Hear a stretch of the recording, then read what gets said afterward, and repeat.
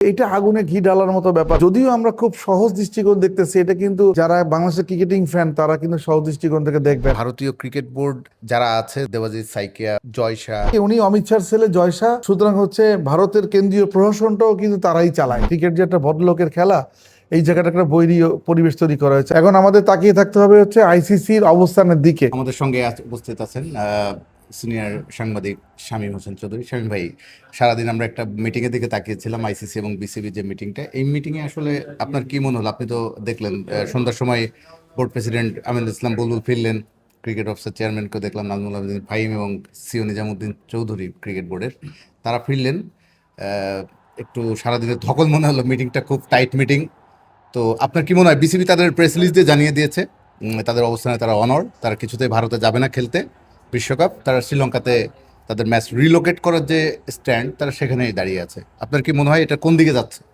দেখুন, আজকে যে বিসিবির যে প্রতিনিধি দল ছিল, এটা কিন্তু যদি বলা হয় যে একটু উপরের লেভেলের দল, মানে একটু হাই গ্রেডের দল। আপনি জানেন যে বিসিবি প্রেসিডেন্ট, দুইজন ভাইস প্রেসিডেন্ট এবং ক্রিকেট অফিসের যে চেয়ারম্যান আর হচ্ছে সিও, এই প্রতিনিধি দলে কিন্তু আইসিসির যিনি অফিসিয়াল ছিলেন, আপনি আইসিসি ইন্টিগ্রেটিং ইউনিট, হ্যাঁ, যে চিফ, তার সাথে ওনারা বসেছিলেন। আর যে আইসিসি জেনারেল ম্যানেজার ইসের সাথে, তার সাথে আপনি টেলিকনফারেন্সে কথা হয়েছে।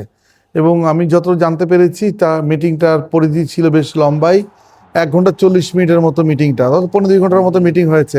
আপনি দেখেন 15-2 ঘন্টা কিন্তু রাজ্যের অনেক কথাই আলোচনা করা যায়, যেহেতু বাংলাদেশ ক্রিকেট বোর্ড একটা অবস্থানে অটল আছে এবং তাদের প্রেস রিলিজ যেটা দিয়েছে, আপনি যেটা প্রেস রিলিজ পেয়েছি, তার অর্থ দ্বারা যে বাংলাদেশ ক্রিকেট বোর্ড তার অবস্থান থেকে একটু সরে নেই। এবং এইখানে যেটা আমরা ধারণা করছিল, অনেকে যে তাকিয়েছিল যে অগ্রগতির খবর কি, ধরেন আমরা যে অন্য বিকল্প কোনো ভেন্যুতে খেলে, দ্যাট মিনস হাইব্রিড মডেলে যে টি-20 ওয়ার্ল্ড কাপ হচ্ছে, সেটা হচ্ছে আপনার শ্রীলঙ্কা একটা সুযোগ আছে বাংলাদেশের ম্যাচ ভেন্যু শিফট হয়ে যাওয়া, সেটা কিন্তু এখনো সেই ধরনের কোনো আপনারা উত্তর বা সেই ধরনের কোনো সিচুয়েশনের কথা এখন আমরা জানিনি।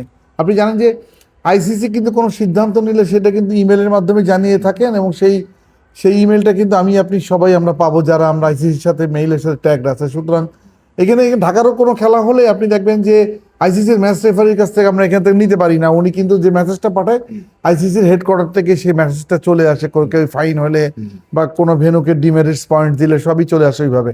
এখন আমাদের তাকিয়ে থাকতে হবে হচ্ছে আইসিসির অবস্থানের দিকে।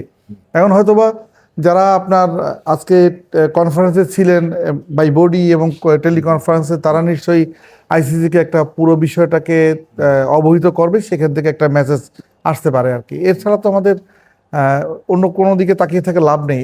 এই একটা বিষয়টাই হচ্ছে আমাদের তাকিয়ে থাকতে হবে। বিসিবি অফিসিয়ালরা বলছেন আলোচনা আরো অনেক কিছু বাকি আছে, এখনো এখানেই সমাধান আসার সুযোগ নেই, আরো কয়েক দফা। এবং আজকের আলোচনার মধ্যে সিকিউরিটিটা খুব হাইলি, মানে মোস্ট ডিসকাসড, মানে ওইটাই বেশি আলোচনার বিষয় ছিল, যেহেতু সিকিউরিটিটাই মূল ইস্যু।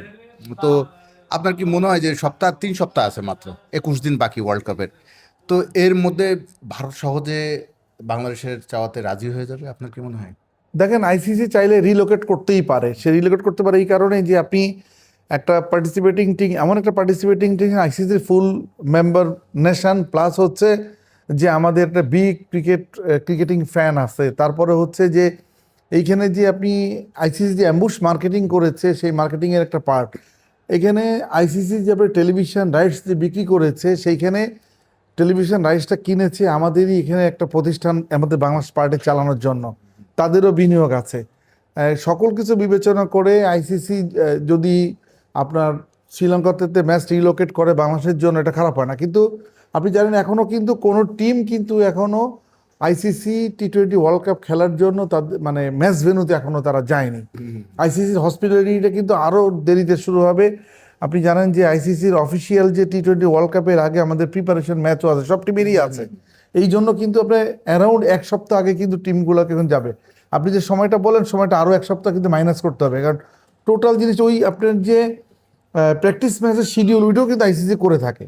তো সব কিছু মিলে একটা লজিস্টিক্যাল একটা ব্যাপার আছে, যেই জায়গাটা এখন ডিপেন্ড করে আইসিসি। নিশ্চয়ই আইসিসি প্রেসিডেন্ট হচ্ছে উনি কিন্তু বিসিসিআইরই আপনার সেক্রেটারি ছিলেন, সুতরাং এবং অনেকটা তার প্রভাব মানে কি, উনি অমিত শাহর ছেলে জয় শাহ, সুতরাং হচ্ছে ভারতের কেন্দ্রীয় প্রশাসনটাও কিন্তু তারাই চালায় ইয়া করতে, কারণ ওনার বাবা হচ্ছে কেন্দ্রীয় স্বরাষ্ট্রমন্ত্রী। ইন্ডিয়া যদি বাংলাদেশের ম্যাচ সরিয়ে দেয় সেক্ষেত্রে তারা ওয়ার্ল্ডে মেসেজ যাবে ইন্ডিয়া আনসেফ।